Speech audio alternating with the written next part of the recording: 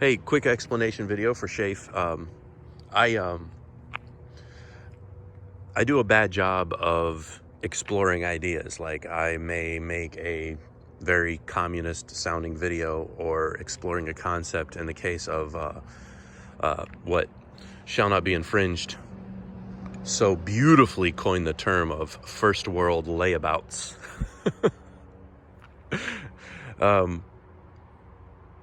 I think of things, and it's probably not the right term for it. You'll have to forgive me. I'm self-educated.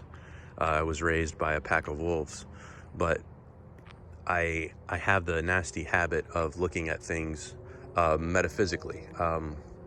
Sometimes I sit back when I'm regaining my sanity and I think about how everything's just a bunch of electricity and chemicals swishing around in my brain. You know, I can't help it. It's how I see things, and I separate concepts sometimes in a very what seems to be unconventional way. So, in the case of the person who's working the system, I'm working from the inside out. Well, they've got food on their table. I don't know. They're eating. They've got a small climate-controlled environment. How much footprint are they really putting down? You know, there's a lot to it. So when I'm talking on a video and I'm making a case for, say, Marxism, I'm just trying to come up with a better understanding of it. What my core beliefs are is pretty much the pirate way. You know, what really matters is what you can do and what you can't do. If all of a sudden the wife says to me, hey, there's nothing in the refrigerator, well, I can go to the freezer where I've got like 3 deer that are frozen in the freezer. And, I go to my cabinets, we buy some more groceries, and I can't fit them in the cabinets because I've got, like 8 months of food stored up. As a famous pirate once said, me holes be bursting with swag. Where my savings account is in the house as foodstuffs. So I don't put myself in that position. We've got a ridiculous amount of student debt still, even though we're almost 50 also. But that's what you get. I'm not the educated one, my wife is, thankfully. But we're like Master Blaster. I'm like the big hulking retarded guy, and she's on my shoulders, and then we go to the mayor and she's like, who runs Bartertown? That's a Mad Max reference. All right, so speaking of Mad Max, I actually made it part of my interview process for hiring mechanics to whether or not they had ever seen Mad Max. They don't have to see all the episodes. It's interesting as I'm beginning to, well, actually the last few years, beginning to hire people. I'm old enough to be their father. You don't get to say like the original Mad Max, but it seems to be a requirement to have seen at least one.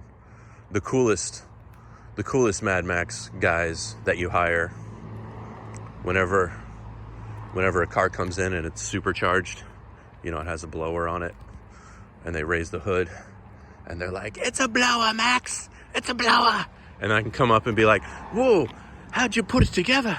And then the guy goes, a piece here and a piece there, from the movie.